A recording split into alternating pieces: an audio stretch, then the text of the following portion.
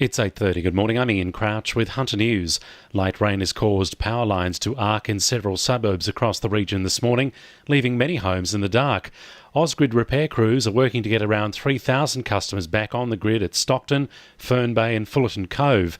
1,500 homes are blacked out at Redhead and 850 homes and businesses in Swansea are without power after a transformer exploded. Police have been forced to call off a high-speed pursuit through Glendale this morning. Officers noticed a stolen Nissan Patrol on Lake Road at Edgeworth just after 1 a.m. and gave chase, but terminated the pursuit for safety reasons a couple of minutes later when the vehicle crossed to the wrong side of the road. Meanwhile, a 24-year-old man is expected to be charged over a pursuit through Lake Macquarie yesterday. Police spotted a Mitsubishi Triton utility at Toronto, which had earlier been reported stolen, and started following the vehicle. Emily Waters from Police Headquarters says road spikes were laid on Five Islands Road, but the driver crossed to the wrong side of the road and sped off. About 1 p.m, the vehicle was seen driving along Macquarie Road, Warners Bay, when it veered off the road and hit a tree. The driver fled from the vehicle and a short foot pursuit took place. A 24-year-old man was arrested and taken to Belmont Hospital for mandatory testing. He remains in hospital under police guard after an X-ray revealed a fracture in his back. Gun Control Australia says it's concerned by the spike in registered firearms in the Hunter.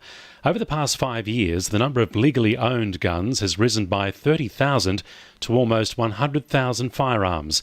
The anti-gun lobby believes it poses a risk to public safety and is adding to a so-called Rambo culture in the Hunter. However, a Thornton gun shop owner says tough new rules have driven out the Rambo element, while there's also been a big increase in the popularity of shooting sports. Following yesterday's opening of the new Hunter Correctional Centre at Cessnock, Minister for Corrections David Elliott has hit back at claims the jail is a quick fix for overcrowding. The number of inmates housed in New South Wales prisons is at its highest in history at more than 13,000. Built in just 54 weeks, the 400-bed facility is a rapid build prison, which Shadow Corrections Minister Guy Zangari has labelled a band-aid solution which could pose a security risk. But David Elliott says they've done what's best for our justice system. I've heard the words quick fix used a lot, and I don't understand, because for 1 minute people are saying that we need to increase the capacity and the next minute they're criticising the fact that we needed a rapid build prison. No, this is not something that is necessarily new to Western democracies. It's being used in the United States and it was not built on a whim. As hot weather draws out the region's creepy crawlies, Hunter Local Land Services is honing in on pest control in the Upper Hunter. Spending on eradication measures is up 400% compared to the same time in 2014. The increased funds are part of a $1.4 million annual program to curb pests across the region, and landholders can access pest control services under the levy surplus. Biosecurity team leader Luke Booth says it's easy to find out if you're eligible. I just suggest you ring your local Hunter Local Land Services office and ask to speak to the biosecurity officer and just get the landholders to discuss what pests they've actually got on their property and how they might be able to control. A couple from Western are $500,000 richer after winning a share in Saturday Lotto's Division 1 prize. The couple, who wished to remain anonymous, bought their ticket online using birthdays and special occasions as numbers.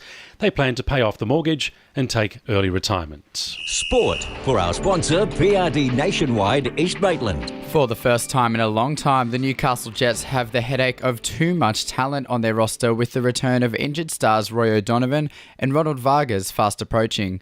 But operations manager Joel Griffiths says it's an issue they're happy to have and believes it's creating strong competition within the team. O'Donovan is set to return this weekend, while Vargas is eyeing a spot in the squad when they take on Sydney on March 3rd.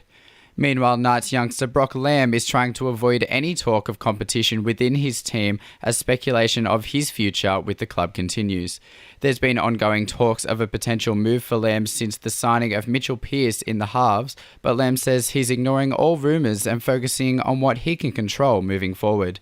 And in the NPL, Valentine has signed former Blacktown striker Daniel Ott and Japanese midfielder Shinji Shozu for the 2018 season. That's sport. I'm Tynan Salamone. And the winning numbers in Oz Lotto are 24, 12, 45, 5, 40, 31 and 2, and the supplementaries are 30 and 16.